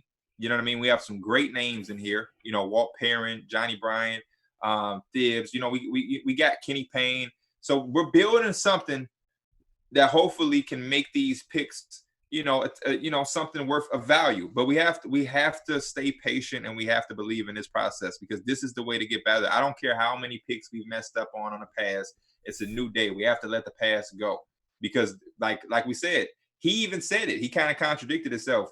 Nobody's walking through that door if we don't put out a team that can compete in some type of way. We're not going to be able to compete without draft picks. So I understand you look at the misses, but at some point we have to turn our back to the misses and just stay on par with the plan. There's not a lot of franchises that have hit a lot of draft picks. Yeah. It's some that have been as bad as us, but they hit one. Right. And that's all it took. We hit our one, but we know how that happened. So it's hey, as much as we, sing the praises of Pat Riley on Miami, they swung and missed on Justice Winslow. Yeah. They swung and missed on him. I think a lot of people did. Winslow came in highly touted. They had a good NCAA run. His stock went up going into that draft, and he was picked high. He was picked in the top 10, but hasn't worked out just yet. I'm not gonna cancel him all the way, but it just hasn't worked out for him. They brushed their shoulders off. They went and got Bam. Then they went and got Tyler Hero. They found none, as a diamond in the rough, which I think we've done with Mitch. I just feel like the Knicks don't get a lot of credit for the Mitch thing. A lot of people try to throw dirt on us because of some other past picks. So I still think have potential. I think there's potential with Knox and Frank Ntilikina, even though they haven't shown us what we want. They're extremely young, but we got to start getting some props and some praises for Mitch.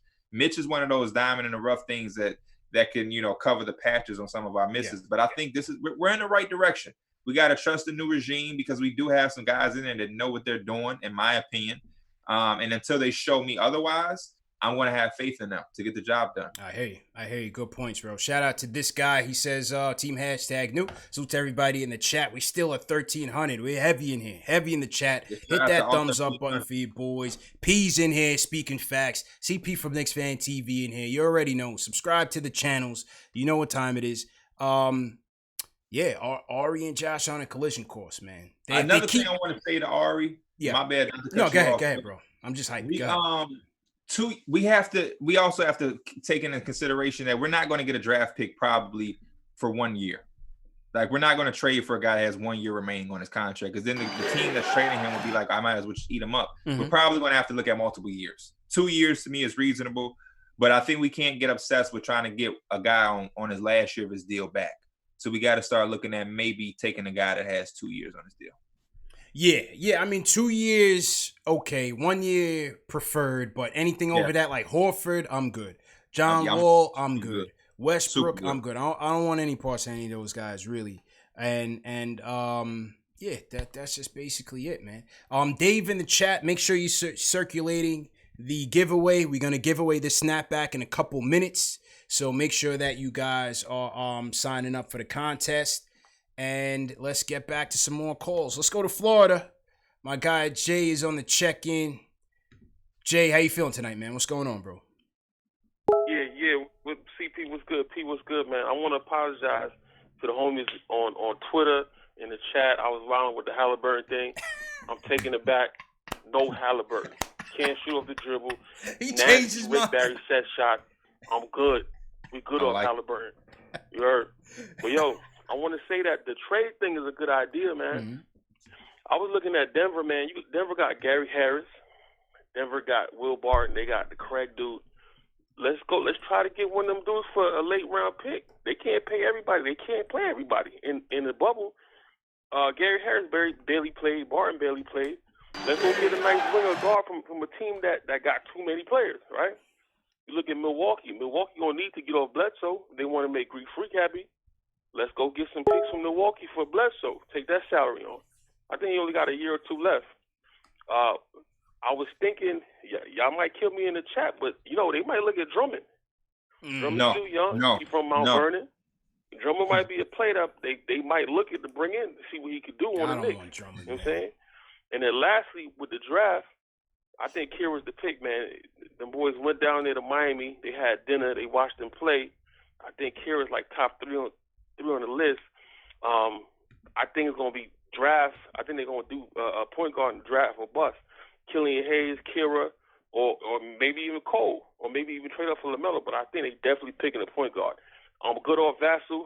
That slingshot jump shot, I'm not feeling it. I don't care if he fixed it, if he was playing. I'm good on Vassell. All right, holler at me. P, holler at me. CP, holler at me. Run it up. Hit the thumbs up button. Subscribe. Let's do it. Let's do it. Jay from Florida. Yeah, Jay, I don't know if Jay was on happy hour or what, but he came back. He doubled back on the Halliburton stuff. But now he's back to his old self. No Halliburton for Jay from Florida. He's done. He's done with Halliburton, man. He's done with Halliburton, Pete. I like it, but he threw me off with the Drummond. CP. Yeah, he lost me with Drummond, bro. He lost me with Drummond. I'm not with Andre Drummond. No, thank you. We might as well stay on the Halliburton train. I prefer that with the Drummond. And Drummond makes no sense. What you doing with Mitch? Nah. I'm good on Drummond, man. I'm good on Drummond. Yeah. Chat, please let him have it for the Drummond thing. Yeah, chat, you got to let him have it for that Drummond thing. We can't let him back in the chat on that. I like what he was talking about with the Nuggets, though. A lot of players. Yeah. But the Nuggets, they haven't been willing to really get away any of those dudes. Like they're holding all of those pieces close to their chest because I think they're one of the teams that could go get like one of those Bradley Beal guys because they have all of the young talent. They got assets. Assets. So if they're not willing to give them up for like the Bradley Beals of the world, I don't think they'll just be willing to give it to us. Yeah. Drummond, I'm a no on. I see what he was saying with Bledsoe, but I'm not really a fan of Bledsoe. Yeah. At like a point guard.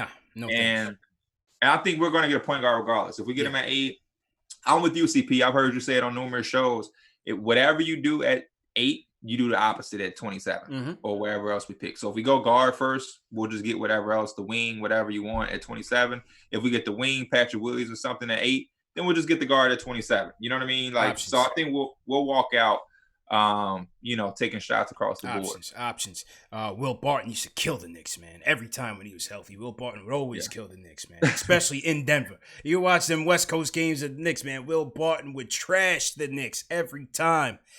Gary Harris would be interesting. It'd be a buy low situation. He's kind of tailed off a little bit.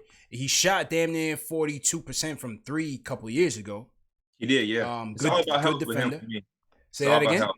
It's all about health with him for me. Yeah. He got to be able to stay on the floor. Yeah. Gary Harris would be intriguing, but definitely would be a buy low situation. So let's see what happens. Let's take a couple more calls before we do the giveaway. Let's go to what's my guy from Oakland at? Let's go to Bay Area. Uh-oh. Ross, what's going on, man? How you feeling, bro? Hey, what's good? How you feeling, man? Salute to the Bay Area, bro. I've been looking at Aaron Nesmith as the perfect fit for the Knicks, really because he's ready-made, come in, partner with R.J. Barrett, form a little Houston Spreewell type combination. Okay. And Coach Tibbs doesn't have to worry about trying to develop him because he's already Duncan Robinson.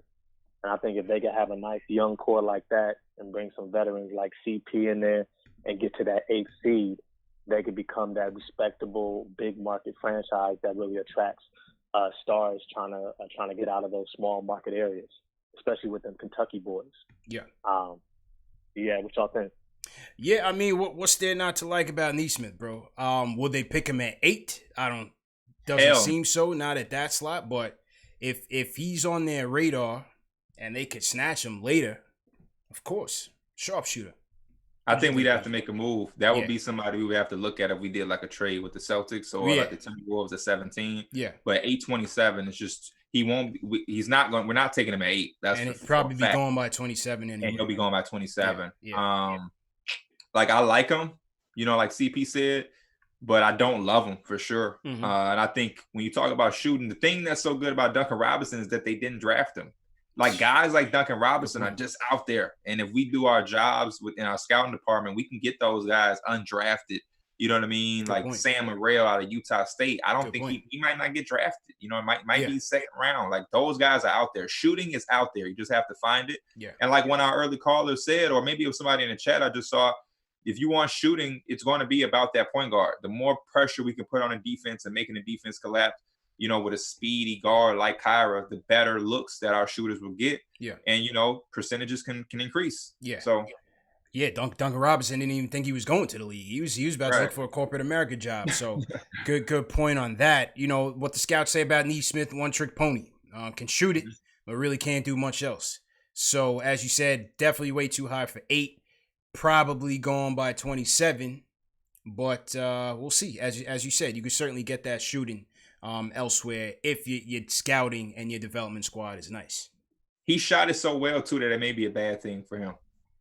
And I what I mean by that is like he's gonna walk into NBA arenas or wherever they play, and the scouting report as a rookie is gonna say, "Don't let him shoot."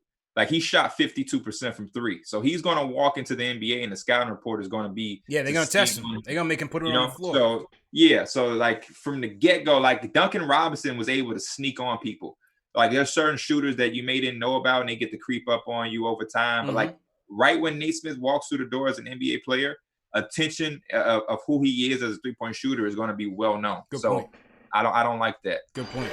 You're gonna see how these guys adjust. That's definitely a good point on that. All right, let's go to one more call, then we're gonna do the giveaway. Where we want to go here? Let's go to. There's a lot of people waiting on it for a while. My fault. Let's go to Joe from Yonkers. Joe, how you feeling, man? Yo, what's happening, CP? How you doing? Good, bro. Good to hear from you, man. What's your points tonight? I want to talk about you guys talk about Kira Lewis. I'm not that high on him. I just see him as a runner. Like the guy, like what elite skill does he have? He's fast, but that's really about it. I see Tyrell Terry ahead of him on my board. At least he has elite basketball IQ. He has elite shot. And I also want to talk about the fact that trading for bad contracts. I think that's a great idea. If we could get 2 more first-round picks for bad contracts, it'd be great. I can see the Knicks, if they get 1 more first-rounder, actually packaging that up and get Melo. I think Leon Edwards or Leon Rose really wants to swing for the fences and make a good impression as his first move with the Knicks. And I think that's exactly what they need to do. They need a ball-dominant point guard that can pass and facilitate, and LaMelo's the only one there. And I don't really see I'm waiting for next year because you never know what next year's draft's going to bring. They talk about Kay Cunningham and they talk about Jaden Green, but they played high school. They haven't played college ball yet. They could turn out and drop next year. We don't know. So I think you kind of got to start making moves now. And I think LaMelo's the answer. I think the kid has that personality for New York. I think he'd be able to handle it. And I think he'll make RJ a lot better. And then you just got to put shooters around him. When you put maybe 2 shooters around him, you have a team. He can facilitate for them shooters. Okay, appreciate the call, Joe. P, where are you at on the LaMelo talk? CP, I love LaMelo. But as a Knicks fan, what I try to do for my own self-being and my mental health is I try to be as realistic as possible. And I'm kind of the opposite of my guy from Yonkers. I think Leon is going to try to play it as safe. I don't want to use the word safe, but I mean trading up is a big outlandish move to make so early. You know what I mean? That I don't know if the Knicks are going to have, that much balls to make a ballsy move like that on the first move. It'll be the first statement that they make. If they did, I'll be all for it. But I also think that he doesn't make RJ Barrett better. I think if we get LaMelo, we would have to start looking at potentially RJ Barrett not being a fit. I think we would have to look at Melo and Mitch being our building block. I just don't see RJ and LaMelo complementing each other. I just don't see it, if I'm being honest. Are you going to turn RJ into a spot-up shooter? Because, like he mentioned, LaMelo is ball dominant. Right. So, we're looking to put shooting around RJ so he can have the ball in his hands a little bit more and drive downhill and be that strong, aggressive guard that we drafted him to be. So if we're getting a ball dominant guy like LaMelo, I think he complements Mitch better on a pick and roll, a lob, So it's tough. Yeah. I wouldn't be opposed to getting LaMelo, though. I love LaMelo. To me, he's number one on my big board. I think he's the most talented overall guy out here with the extreme upside. But I do agree with his points. If there was going to be a guy to handle New York, it would be LaMelo. He's been famous since he was 13. So I like it. But realistically, are we doing it? I doubt it. It's a risk. I like LaMelo's game. Yes, there are a lot of question marks. His defense, his overall awareness, shot selection, his jumper, period. There are a lot of question marks. The fit with RJ would be tight. It's not ideal. RJ needs a guy that can play off ball, that he can play off ball with, and vice versa. And I agree with you that LaMelo and Mitch will be a much better fit. So that would be kind of tight. I don't see them swinging for him. Anything is possible.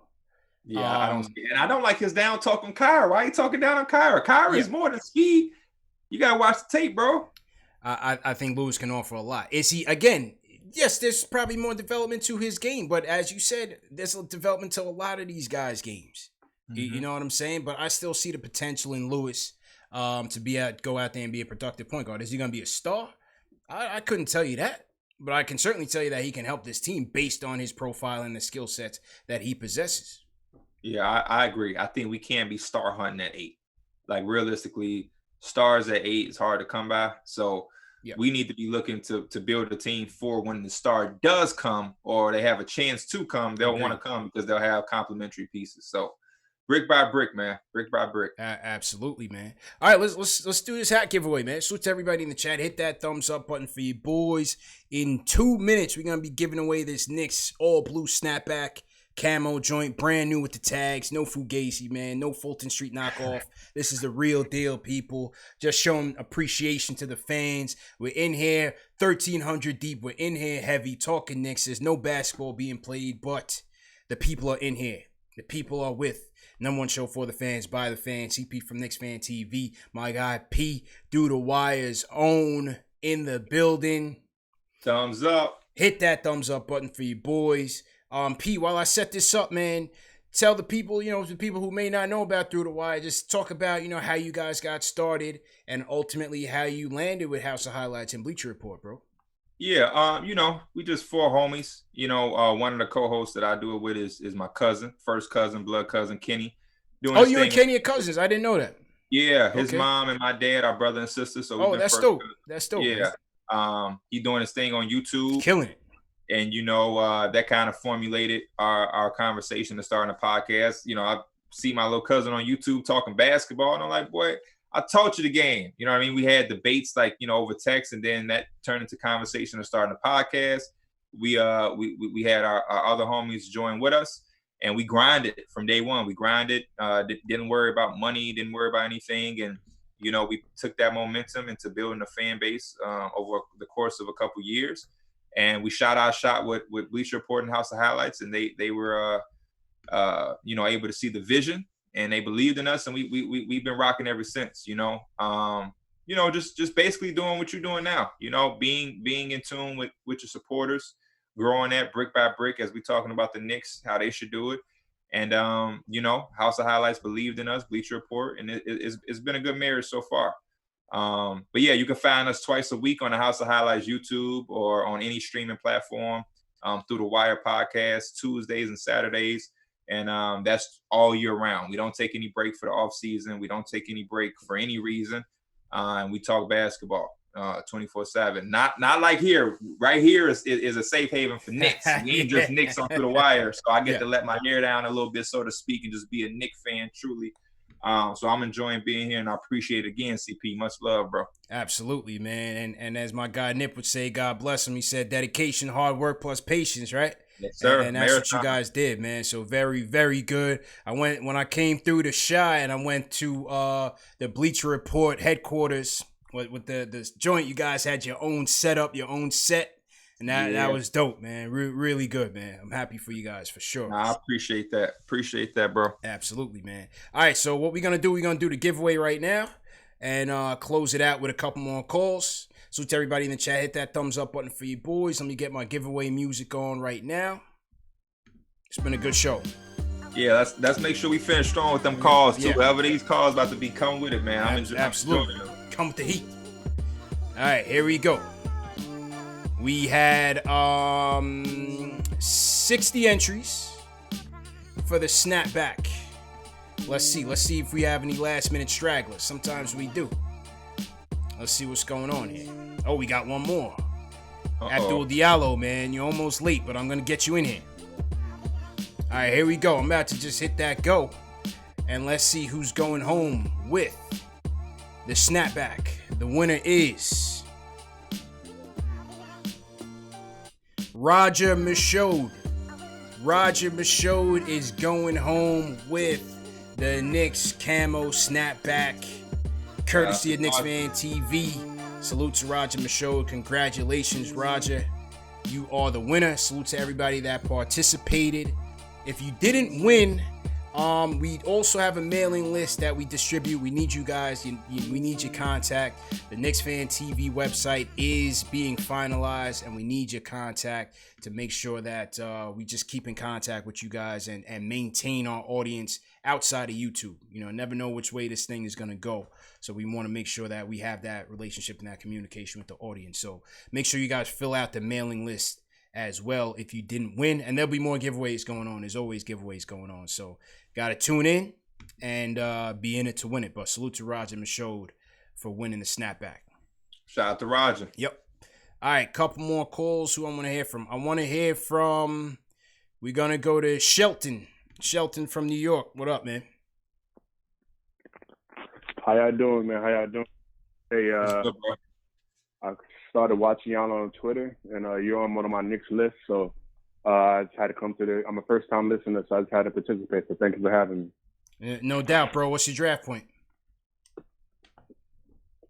Okay, so I just want to disagree with Pee-wee for a little bit.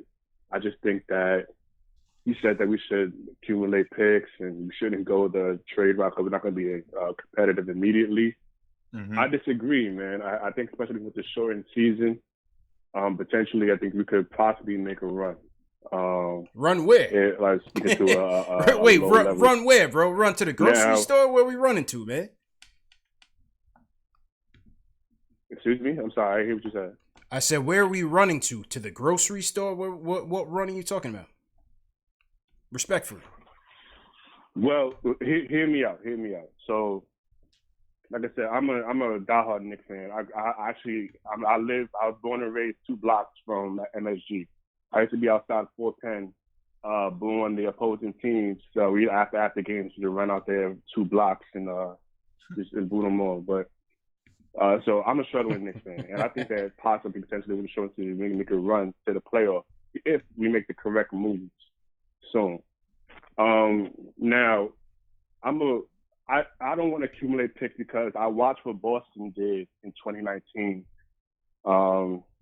And they had a wealth of draft picks, and it didn't suit. What did they do with it? They had Romeo Langford, Grant Williams, Shamar Waters, and the pick that they should have kept was Matisse Thybulle. Yeah. So accumulating picks for me doesn't make the right sense. I think that we should. I have 2 trades in mind. I want to know your thoughts on it. I think that we should, if we stay at 8, I think we should draft a Coral.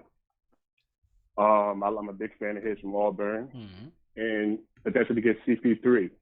If we get CP3 amongst the trades,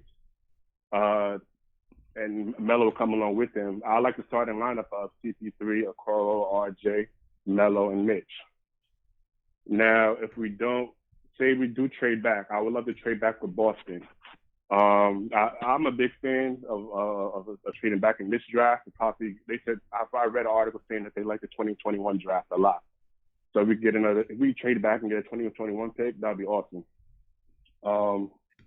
If we trade back to, if we accumulate draft picks, if we trade back from 8 to 14, and possibly, I think I'm a big Cole Anthony fan. We get Cole Anthony at 14, trade back with Boston, possibly get 14 and 26.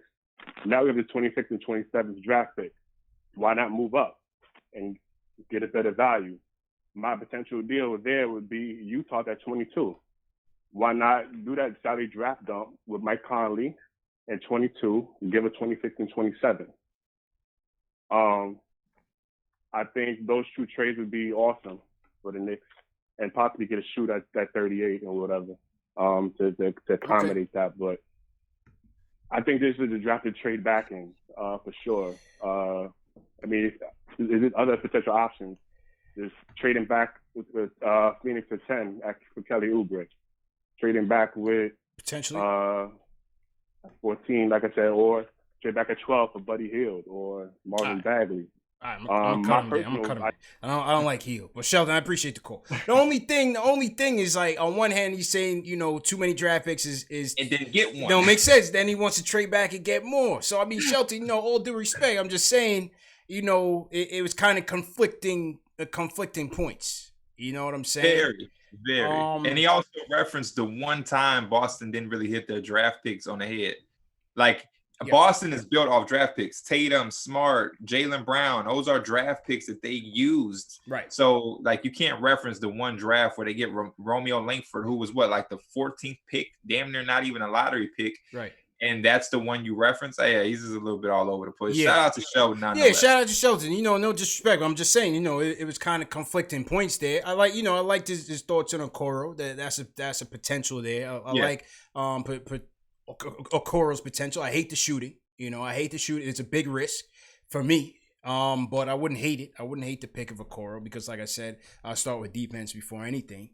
In certain respects, in Boston, yes, if there is a potential for you having too much assets where sometimes, they could be devalued. But I feel like a team like the Knicks that still need talent, you have to keep them. I mean, you have to keep rolling that dice, developing these picks, and again, using these assets as flexibility. Maybe you trade off some of them down the road. It's still possible, and I think it's a risk that they need to take. I'm also I don't know how you feel about a CP, but I'm just not a fan of the playoffs either. Like, no, they're not making I always want my team to be contending, or we're in the lottery. I don't want to be that in Atlanta between. team and just stuck. Yeah, that in between. Making the playoffs don't excite me if there's no real hope of, like, if we drafted, we just hypothetically picked 8th, we picked 27th, and we picked 38. We made some moves in free agency, very little moves, but for some reason we played out of our minds and made the playoffs. That would be exciting to me because I know that we're building on that. That's our young team making it. But like going to trade to get CP, signing an old Melo to just get a taste of the playoffs and then have to repeat what we're doing now 2 years later, that doesn't make sense to me. When we can just go through it now and build for a more solid foundation than just making the playoffs because we have aging talent. Listen, man, this is the hardest league to build a contender in. And you know who's stuck in no man's land? Y'all might not believe me. The Milwaukee Bucks are stuck in no man's land with the freak. And they are in trouble because, like I said, they were going to end up hurt by the Middleton deal. It was a necessary evil. He earned it. You have to give it to him. But they've capped themselves in terms of how good they can be now.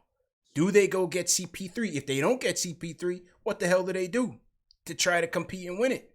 Facts. They don't have enough. Yeah. I think they put themselves in a position where they have to ask Greek Freak to get even better, which is ridiculous because he's a two-time MVP who's kind of gotten better. Right. But yeah, I think they're in a place where they could potentially be stuck unless Greek Freak actually does get better and plays out of his mind and just takes them to the promised land. That's their only hope.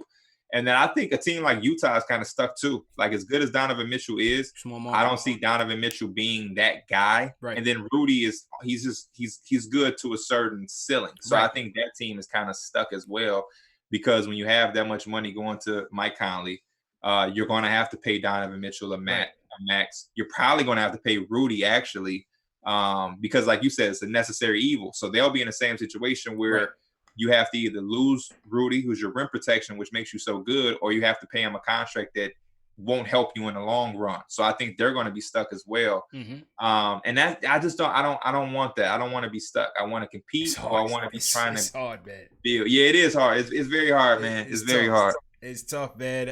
I don't think there's a perfect way. You got to get lucky, man. You have to get lucky.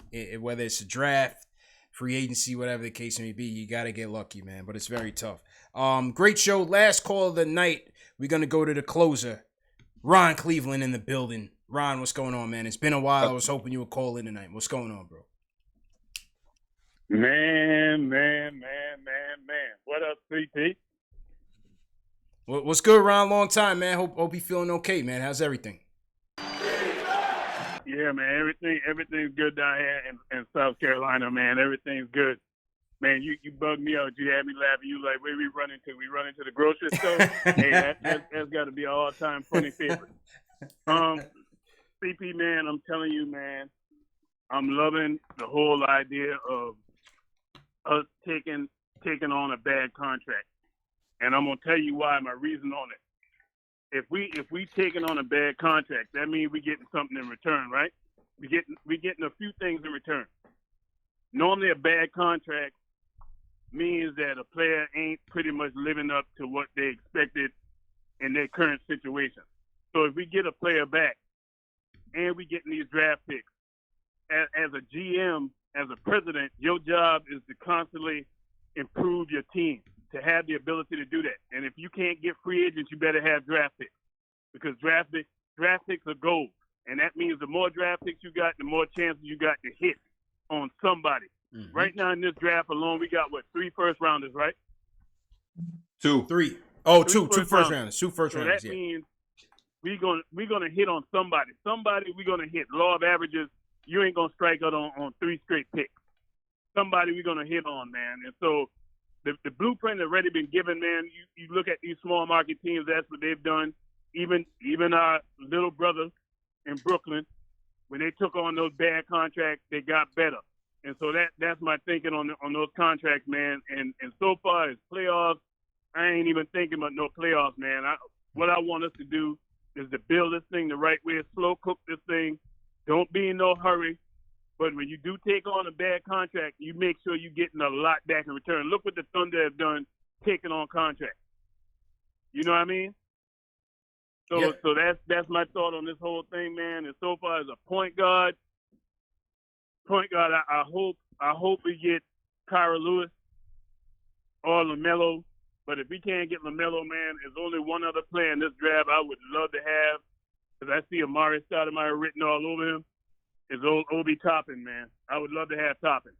And that's my thought on this thing, man. Hey, Knicks family, let's get ready to roll, man. We got to get back to being relevant. And the smartest way, we got to get them draft picks, man, because we ain't getting no free agents no time soon.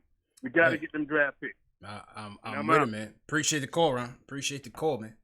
And that's it, man. We started the show off with it, ended with it. It's just options, man. Options with team building, P. And that's the game that we need to be playing right now. We need talent in the worst way. And, I love the fact that he brought up Brooklyn, too. Brooklyn did a real good job when they did it. Facts. That's a fact, man. So let's see what happens, man. But this was a great show. To the callers that didn't get in, listen, man, we got to cut the show at some point.